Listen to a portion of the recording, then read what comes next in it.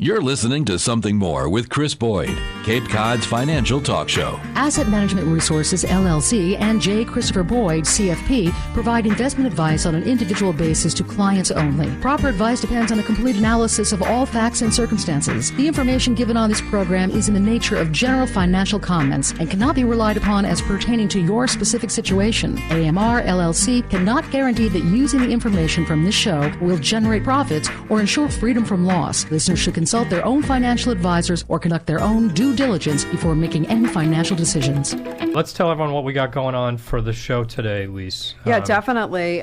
So our first guest that we have for the first hour is our dear friend Bob Mauterstock. He's a CFP, and he's also the owner and founder of the Gift of Communication. So he's going to be talking to us about a MetLife study that was done on elder abuse. And there's a lot of interesting things that I read in the materials that Bob's going to share with us in the first hour. Great.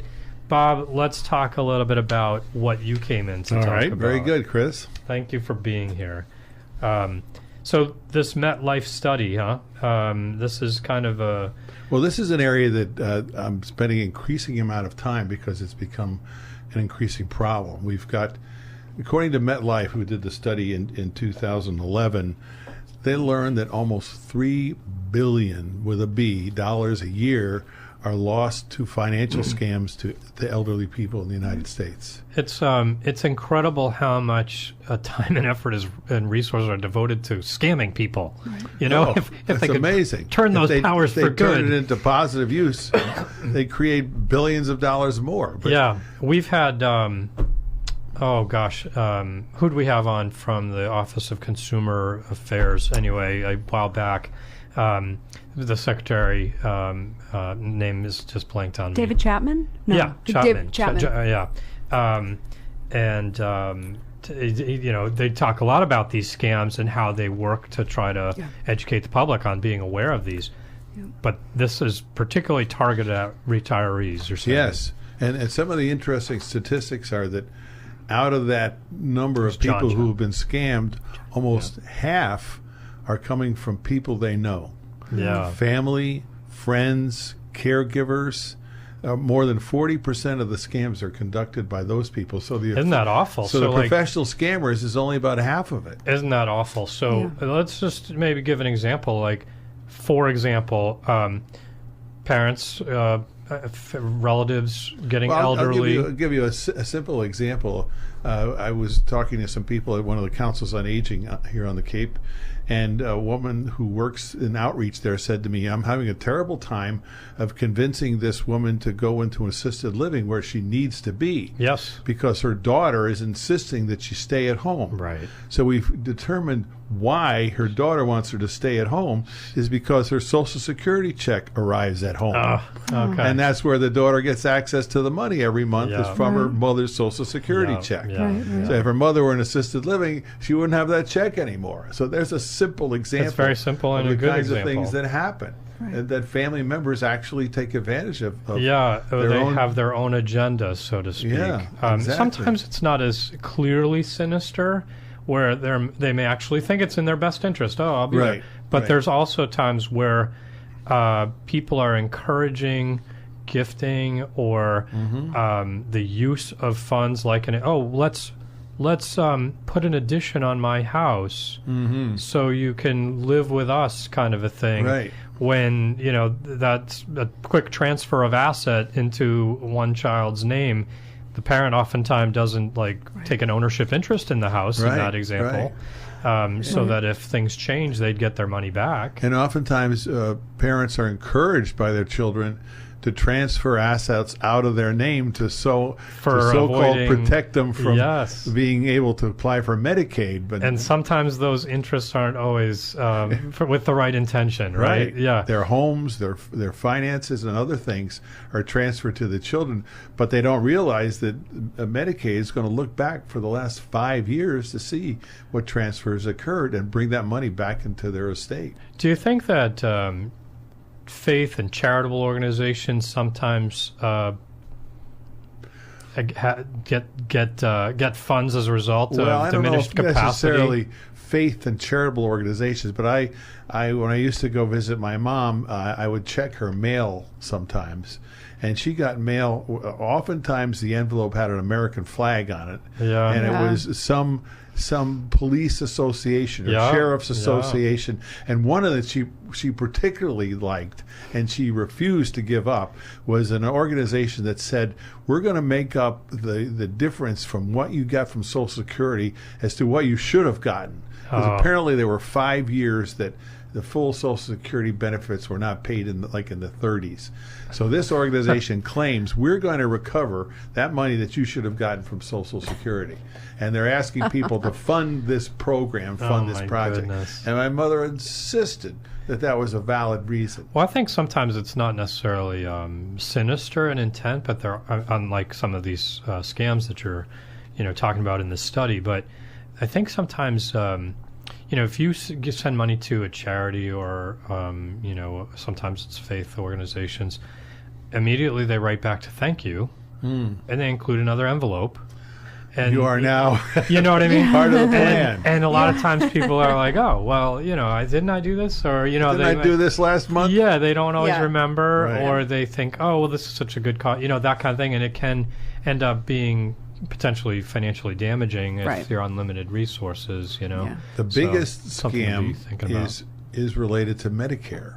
How does that work? There are individuals who claim that certain benefits that they'll provide, or they are a Medicare representative to get people to give them personal information and provide them with bogus services that don't exist, and expect to get paid for that through Medicare, and that's the largest fraudulent event. There are other things like counterfeit prescription drugs, funerals and cemetery scams, anti-aging products. That's another one that you see a lot of. Well, we all need those, right? Right. And as we get older, a lot of us are much more conscious about staying healthy and not being old. So a lot of these scammers will approach them on the basis of these particular products. Isn't that incredible? Yeah, it's kind of preying on our fears, right? Right. Some of those kind of things. And the lottery is even another big one. I don't know if any of you have ever experienced someone calling you and saying that you reached the lottery and you got paid. You're going to get paid for the lottery, and all you have to do is send them your account numbers and financial information, and they'll deposit the money into your account. Yeah. I had a client. He was a retired physician that had been with me for over 20 years. Just a brilliant man. Unfortunately, as he got into his 80s, started to lose his mental capacity, and he was contacted by one of these lottery groups who insisted that he had won the lottery, and all they had to do was get his financial information, and he gave it to them right over the phone. And his wife, fortunately, changed their phone number. That was smart. But she discovered that if people go after him and they're inside the United States, they can be prevented. But some of these organizations called him from Jamaica, outside the United States, where they don't have to they don't have to use American law. So they got his number, so he became part of the list of those people who would be willing to accept those fraudulent those scams. We've been, I don't know about you lately, this is just on the topic of scams. I don't know if it's a scam or not, but I am constantly badgered by a company that calls and says, on a different number every time, makes it look like a local cell phone number. Do you have Eversource or something like this? Energy, It's like, stop, I just don't want the, And then, have you ever heard of the one that's the IRS? I've gotten 3 calls saying that you better contact us. You've been designated by the IRS to pay a big penalty. Exactly, and it's a computer voice the way it starts. Is that what yours was? And you better get in touch with us if you want to avoid paying the IRS. Yeah, the IRS does not make outbound calls like that. They send you a correspondence. They never do. Yeah. And another issue is sometimes you'll get letters in the mail with what you think is identified with your bank or another institution you do business with, asking for a reconfirmation of your personal information. A lot so of times I contacted my bank, and my bank said, we will never ever ask for that information on the phone. Right. A lot of times this also comes in an email. They'll steal the logo off of the website or whatever, paste it into an email look, and do that same thing through email correspondence. And it's very easy to be susceptible to that because you go, well, looks legit. Maybe I better update that information. Yeah. But unfortunately, as people get older, they're much more susceptible to these types of scams. Right. And they think they're all in good standing, and they think that they should do. Yeah, and I think to that generation particularly, they're very sensitive to their good credit. They want to make sure that they pay bills right on, the minute they get them, kind of thing. Right. You know, they're very attentive to these kind of things. So, my mom, when she got her Medicare statements, it constantly said, "This is not a bill." But she was ready to go ahead and send them the money. Yeah, right. Because it was from Medicare. And right. You think it looks like a bill. Yeah. And that's true that from that group, what we call the greatest generation, they were very, very careful about paying all their bills on time. So if they got any kind of a bill, they're going to immediately respond and pay it. And not even knowing always what it was for. Right. So they're very conscious of that, and they're very conscious of their health and making sure they have good health. So they're very susceptible. Right. Is this a study that other people would have an easy time finding and finding? Yeah, you can look up the reviewing? MetLife study. It's readily available. It's really the study that anyone who's interested in learning about elder financial abuse, it's the study that people should pay attention to. But I might say that there's a few things that have happened this past year that are addressing the issue of financial abuse by elders. There is a new act that was approved by Congress this year called the Safe Senior Act of 2017 that states that financial advisors, anyone who has financial impact or influence on individuals, can delay funding for financial events if they feel there is some fraudulent intent. Okay. So, or in the past, you really, as a financial advisor, you had no way that you could defer payment of payment. If it was requested, you had to do it. But under the Safe Senior Act, financial advisors are protected if they delay funding. If they think there may be something shady going on. They're protected. I remember when a story came up with, I think it was a client, but I don't know if it was a friend or a client that my brother dealt with, where they fell for one of those Nigerian things. Oh yeah, that's the. They were down at the bank sending money overseas or whatever. I don't remember if it was or maybe it was one of those. Yeah, I think it was the Nigerian thing. But there's also that other one where someone is written to you, or it appears in an email that they're overseas and they need money sent. A favorite one is the grandparent scheme.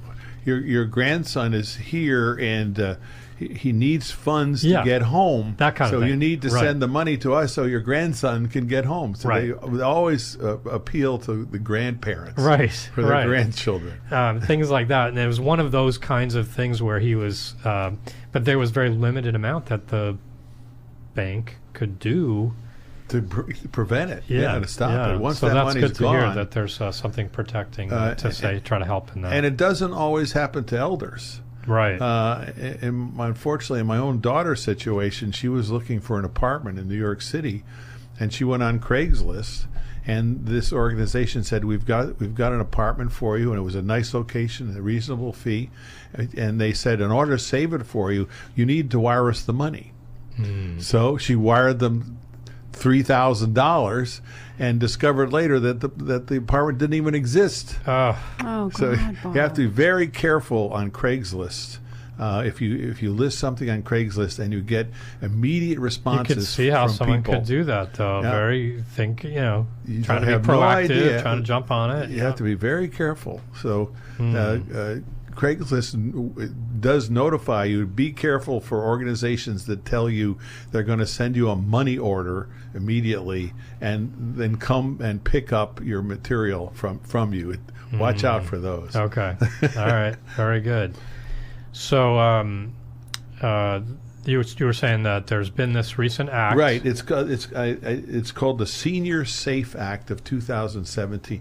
It was started by the senator from Maine, and the only catch is that in order for advisors to have the ability to defer those funds or protect those funds, they have to go through a training program. And unfortunately, no one has identified the training program yet that's approved for advisors to take to be able to qualify for the protection. Yeah. So that's something and I even contacted the State of Maine Banking Department, because the State of Maine Banking Department was the group that started this course. It's been a very successful course in Maine. For anyone who is in Maine can attend these programs, and it's run by the State Banking Commission that gives them information on how to protect themselves. And so we're hoping, and I've contacted Maine to find out, is this training going to be available in other states? But to my knowledge, and from what they said, not yet. But that's something that needs to happen in order for advisors to be able to work with their customers to protect them. All right. Well, we need to take a quick break. We'll come back and have a little more conversation with Bob Mauterstock. He's a CFP, and he is great at trying to identify some of the things that elders need to be thinking about as to how to protect themselves financially in a variety of ways. We'll stay with us. We'll be right back after this.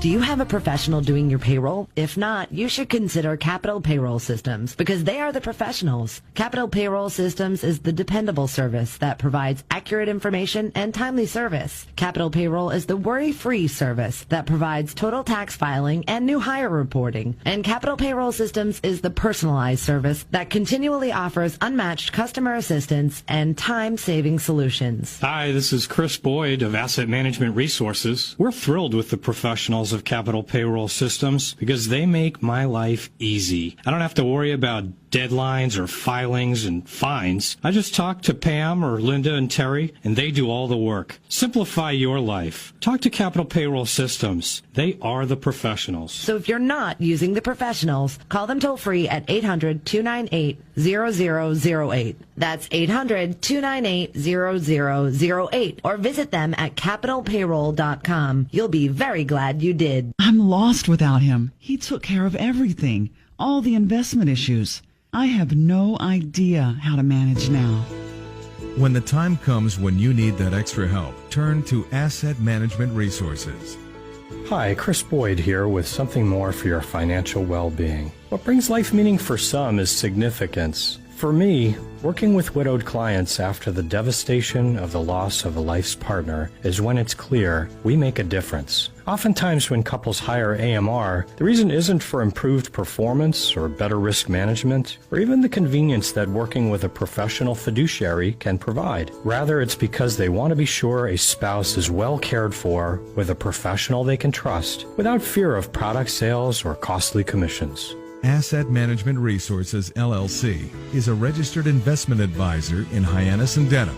AMRFinancial.com for those intent on a secure retirement.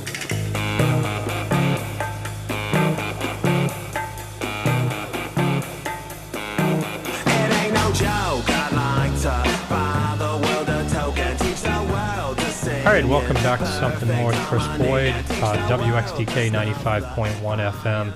What are we supposed to be calling it now, Lise? 95 News Radio or News Radio 95 WXTK, Chris. Thanks. I'm a little behind the times on this stuff. It's all right. Yeah. So in any case, I just got to look at the wall. Sorry. Yeah, it's okay. a huge banner News Radio poster. 95 WXTK. It's all right, Chris. So, Lisa, you read all these studies. We're talking with Bob Mauterstock for those who are just joining us. Bob's a CFP and had a successful career as a CFP, financial planner, investment advisor, insurance, I think, too, right? You kind of all that stuff. Bob's a jack of all trades. Bob? He's got the experience in the financial world, and instead of retiring, he went on to advise other advisors as to some of the things they need to think about, and he's written a couple of books that are helpful both from for families, for advisors, and he we've seen him speak at Financial Planning Association events and nationally speaking, locally speaking, all kinds of great stuff. So a great resource right nearby here. So thanks for being here, Bob. It's a pleasure, Chris. And if you Google Bob's name, all of his books come up. You can good. see all the That's books, right. and you can see the Good yeah. idea. So Good point. Yep. So, Lise, you read through that study, I huh? did. And what were some of the things that stood out to you? Well, one of the things that was very interesting to me in the MetLife study that we've been discussing is it said, and Bob, please elaborate, women were nearly twice as likely to be victims of elder abuse as men. And then the other fact was most victims were between the ages of 80 and 89. Most susceptible. And I think what can families do to help protect their elders?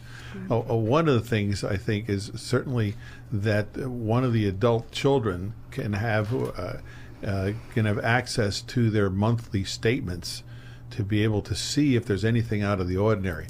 If your parent or elder suddenly has a new friend that's taken particular interest in them, it's time to start paying attention as to who that person might be and why they have so much interest in your parent. And if they're wanting them to change accounts, to have a new joint account with another person. That's awfully challenging, though, at times, Bob, It's isn't hard. it? It's finding very hard. That balance.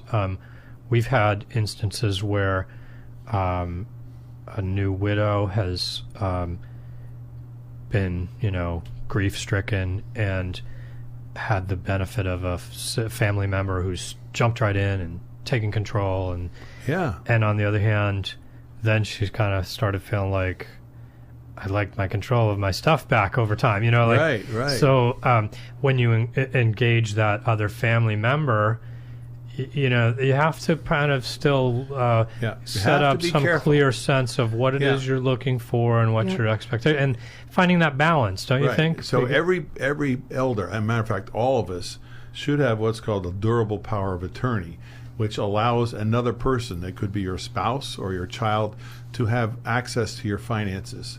It may sound like it's dangerous, but if something happens to you and you're not able to make financial decisions, that is the only person who can make financial decisions for you, to have that durable power. And one of the things you want to make sure is the person that has that durable power is someone that you trust completely. Because once they have that power, they can write checks in your name, they can make changes to your investment accounts, and do a lot of things for you. But it's important to have someone who has that power.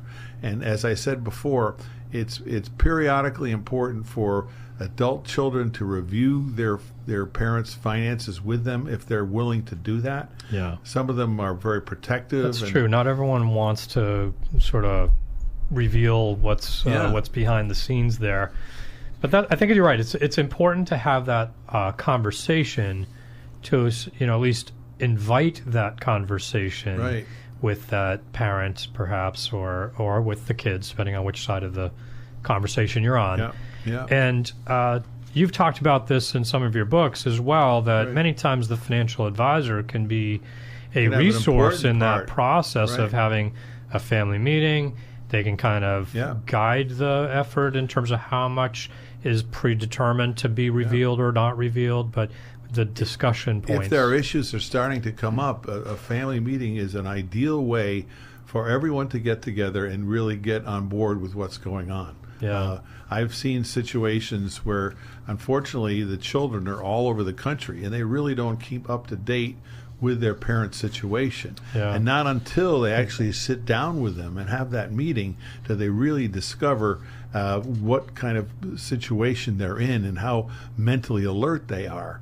And oftentimes they're surprised and shocked to find out that things aren't what they used to be. They've aged notably from a year before when they were visiting or whatever it might be, or the holidays or whatever. So in those situations, we had a conversation along those lines just last week with, was it Mary Gaffney? Mary Gaffney from Patricia Mello's office. Yeah, she was saying that very thing, that it's actually a busy time of year in the summertime because sometimes people come to visit and they discover maybe mom and dad need more help than they realized, or there's things are changing. I often like to.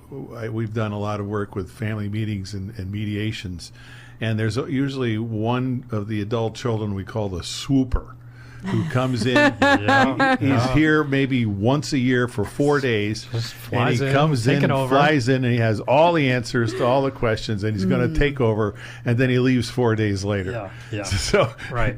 But and each family has what I call an alpha child. That one of the children is the primary child that parents can depend on, that is trustworthy, that they can speak to and talk to, and that is the person who really should take charge to help their parents.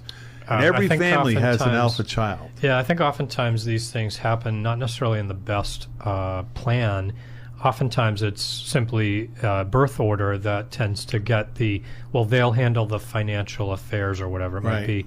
And it may be someone else who's actually closer by, more engaged, involved in the life of the parent or whatever it might be. So, it doesn't necessarily have to be birth order. Sometimes it's also the parents will say, well, they have the business sense, and they're maybe not engaged financial in the acumen. they're not engaged in the day-to-day involvements with the parents, but there's a perception of greater financial acumen, as you say, that they delegate certain aspects, and there's some validity that maybe you want to delegate certain things to different people. But that's again where it's important for the family to work together.